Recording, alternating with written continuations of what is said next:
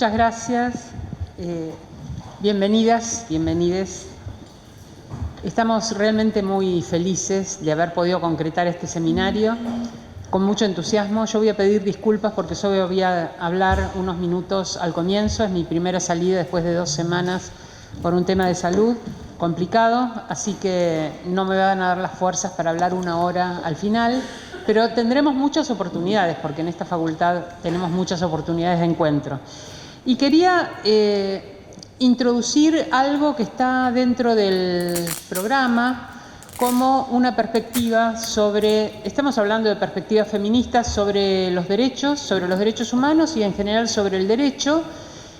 Pensar en estas perspectivas de una manera amplia, con un feminismo transinclusivo, y pensarla con un feminismo interseccional, es decir, viendo otras variables de discriminación, de opresión, de marginación que hay dentro del derecho. Lentamente estamos tratando de ampliar esa mirada, que es una mirada que parte de la modernidad, y por eso nuestra reflexión tiene un marco en la epistemología. La epistemología, ustedes saben, es el estudio filosófico de la ciencia, del conocimiento científico, la distinción entre ese conocimiento fiable, universal, confiable, en el que podemos basar nuestras decisiones, y otro tipo de saberes, que son saberes que no son tan confiables, que no son universales, en los que no podemos basar decisiones fiables. Nos interesa doblemente pensar el derecho desde una perspectiva epistemológica. Primero, porque ese sujeto capaz de construir conocimiento científico y fiable era un sujeto muy particular y era a la vez el sujeto capaz de ejercer los derechos, era el sujeto de ciudadanía. Es decir, la constelación bajo la cual se piensa la ciencia y la constelación bajo la cual se piensa el derecho es la misma, un saber universal, objetivo, racional, que tenga esa neutralidad a partir de la cual cualquiera podría aplicar los mismos principios supuestamente y obtener los mismos resultados. Es decir, que nos vamos a encontrar con cuestiones epistemológicas presupuestas, por ejemplo, cuando se lleva adelante la valoración de una prueba en un juicio.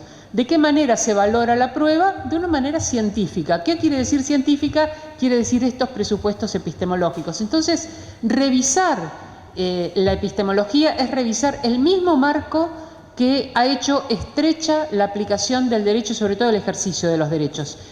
Este sujeto, capaz a la vez de ciudadanía y de ciencia y también de derecho, es un sujeto al que llamamos androcéntrico, es un sujeto que tiene que ver con el privilegio de género por ser varón, pero también muchos otros privilegios en su identidad, el privilegio de raza, el privilegio de edad, el privilegio de clase.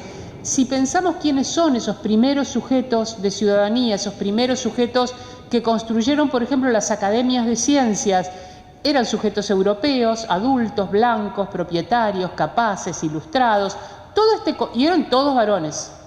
Y eran todos varones no solamente porque casualmente era un grupo de varones, eran varones porque consideraban, desde esas mismas estructuras que habían construido, la ciencia, la política, el derecho, que las mujeres no éramos capaces. Y ni siquiera concebían la posibilidad de que algo se saliera del binarismo varón-mujer. Vivimos tiempos de cambios aceleradísimos. La idea de que ese sujeto androcéntrico de la ciencia y del derecho es un sujeto neutral, es decir, es un sujeto cuyos intereses no están en juego, sino que desde esa especie de reemplazo del ojo de Dios. El ojo de Dios era un ojo de mirada absoluta sobre el mundo que podía explicar dogmáticamente el mundo. Entonces, quien estuviera en un convento concluyendo aquellos principios que explicaban el mundo a partir de las enseñanzas religiosas, lo hacían confiando ciegamente en ese ojo. Éramos ciegos y nos guiábamos por esa mirada dogmática que tenía que ver con la religión. Cuando entra en crisis la religión y es el nacimiento de la ciencia moderna, reemplazar ese ojo omnisciente requiere un reemplazo. No hay ningún sujeto omnisciente humano, entonces requiere el reemplazo por una serie de miradas, pero miradas convergentes, miradas que podrían construir el mismo objeto, mundo, naturaleza, otros sujetos, etcétera, construirlo porque ese ojo es neutral, es decir, no se deja llevar ni por su subjetividad, ni por sus emociones, ni por su perspectiva, ni por sus intereses, sino que describe con ese desprendimiento un mundo. Pensemos en el juez, ¿no? Pensemos en ese sujeto ideal del derecho. Estamos describiendo una situación y aplicando unas normas con total desaprensión de nuestros intereses de clase, de etnia, de género, de edad. Veo caras que hacen así y es verdad, en eso estamos justamente, ¿no?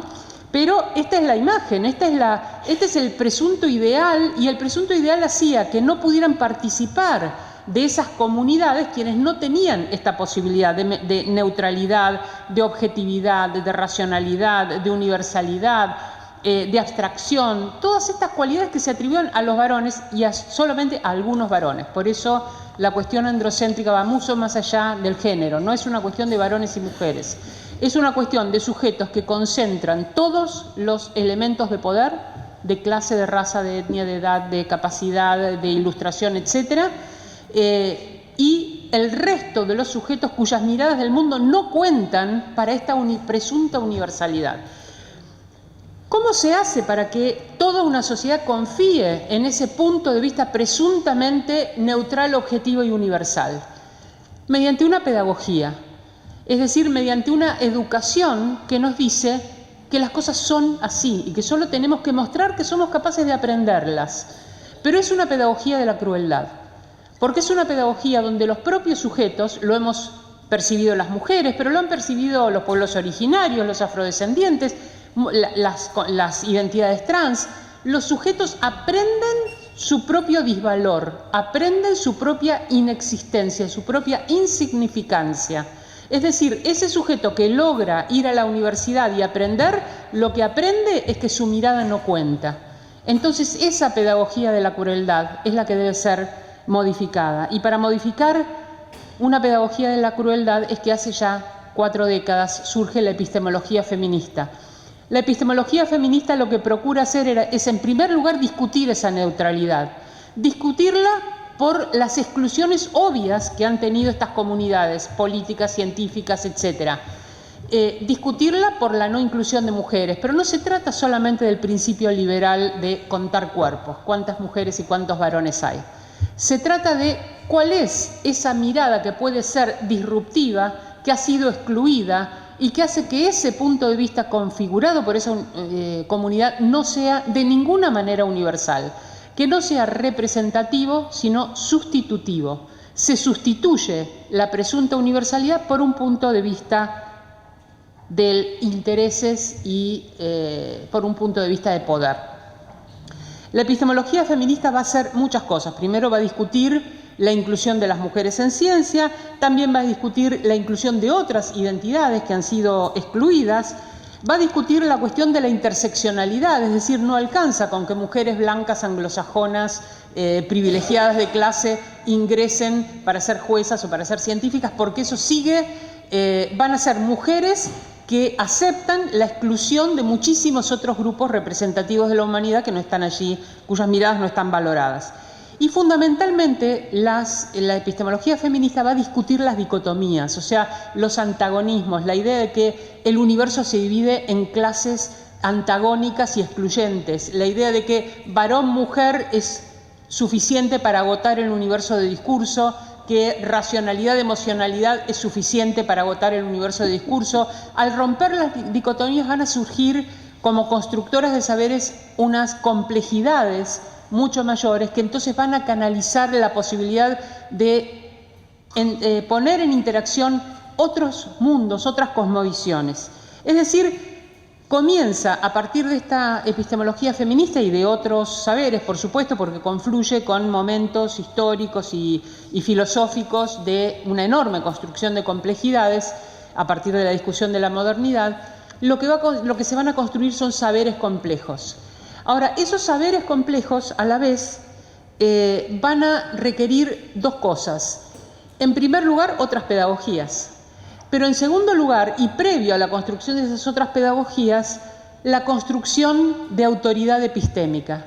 Un objetivo importantísimo de la epistemología feminista ha sido construir autoridad epistémica, es decir, construir en estas comunidades de sujetos que han sido subalternizados, que han sido segregados, que han sido desautorizados, la seguridad de que sus puntos de vista valen, de que sus visiones del mundo cuentan en esa visión universal del mundo, poner en diálogo, animarse a ponerse en diálogo y a debatir con esas cosmovisiones que estaban tan asentadas. Entonces, esta construcción de comunidad epistémica da lugar a evitar algo de lo que seguramente han oído hablar, que es la injusticia epistémica. Es decir, el hecho de que cuando estamos en los ámbitos de la justicia, las palabras no valen lo mismo.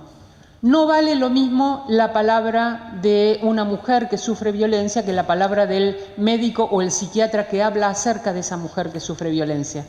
No vale lo mismo la palabra de una persona trans que la palabra del médico y el psiquiatra que dicen cuál es la identidad de género que esa persona trans tiene. Hasta el 2012, hasta nuestra ley de identidad de género, que marca que el género es el género autopercibido, un enorme giro de autoridad epistémica, hasta ese momento en que la persona legitimaba su propia identidad con su autopercepción, la identidad la marcaban los peritos que el juez ponía, un médico y un psiquiatra. Es decir, que los peritos podían desmentir la identidad autopercibida y ellos tenían el saber, y la persona no. Lo que pasa con la ley de identidad de género es lo que llamamos un giro copernicano, es decir, lo que parecía ser el centro pasa a estar en la periferia. A los sujetos de poder no les gusta pasar del centro a la periferia. Es decir, que el respeto por esa palabra, el respeto por esa identidad va a tener resistencias en muchísimas instituciones que están marcadas por esa centralidad androcéntrica. La van a tener en el hospital, la van a tener en la justicia, la tenemos las mujeres. Recordemos el juicio de Marita Verón, 200 mujeres declararon acerca de cómo se vivían los prostíbulos y el juez decidió que iba a desechar esos testimonios porque ¿quién podía creer en la palabra de una prostituta? Es decir, un proxeneta era confiable para describir cómo era la vida allí, ellas no. Esta desvalorización masiva de la palabra de las mujeres ha hecho que las mujeres no pudieran ser testigos en un juicio hasta prácticamente la década del 60. ¿Por qué su palabra no valía? Porque no se consideraba transmisora de verdad, porque las mujeres mentimos. La idea de la mujer mendaz, de la mujer que miente, sigue siendo un privilegio androcéntrico en la justicia cuando dicen denuncia abuso para tener un privilegio en el reparto de bienes en el divorcio. Esta sospecha de que alguien puede denunciar una violación o denunciar abuso sobre sus hijos por un interés económico para tener un privilegio es una sospecha fundada sobre una descripción de ese sujeto falto absolutamente de respeto por su manera de vivir, por su corporalidad, por su visión del mundo, por su percepción, etc. La ley de identidad entonces va a poner justicia epistémica allí donde había injusticia epistémica. Y dije entonces que había que cambiar la pedagogía de la crueldad. Cambiar la pedagogía de la crueldad requiere pensar una pedagogía de la resistencia y requiere pensar mucho más allá. Y hoy hablábamos un poquito con Dora Barrancos sobre esto, en nuestro diálogo de hermanas que empezó hace 3 décadas y no para, ¿no? Cada vez que nos encontramos. Una pedagogía de la esperanza. Paulo Freire escribió un libro sobre pedagogía de la esperanza. Es decir, no se trata solamente de ver críticamente qué pasa con esa pedagogía de la crueldad. Y no se trata solamente de esta lucha resistente por no aceptar que nuestras vidas sean invadidas, dominadas por esa pedagogía de la crueldad. Es necesario construir una pedagogía de la esperanza, construir una pedagogía colectiva, abierta, múltiple, diversa, y hay que hacerlo de manera social, no es un trabajo individual. Por eso, en ese contexto, es que ya hace muchos años hemos emprendido en esta facultad un posgrado en Género y Derecho, que tenemos en este momento un seminario al que podré incluirme recién el jueves que viene sobre epistemología feminista y crítica del derecho, que creo que... ¿Hay gente que lo está cursando acá? Bueno, genial, nos vamos a ver el jueves que viene. Y es en este contexto entonces que hemos pensado este seminario, un seminario donde las voces que ustedes van a escuchar son realmente un privilegio. Sabemos que es un privilegio poder ofrecérselos de manera gratuita y accesible para que todas las personas puedan escucharlas, inspirarse, y repensar sus acciones. Yo creo que son cambios lentos, colectivos, pero que son cambios que están en movimiento en este momento. Hacia allí queremos hacer esta sinergia. Le agradecemos muchísimo a Dora, a Siobhan y a Alba que nos acompañan en esta mesa, y por supuesto a Ida y a Rita, que estuvieron el jueves pasado aquí. Yo no pude estar, pero lo seguí por streaming. Y quiero agradecer muy especialmente a mi equipo del Observatorio de Género, que mantuvo todo esto en pie a pesar de mi ausencia. Muchas gracias.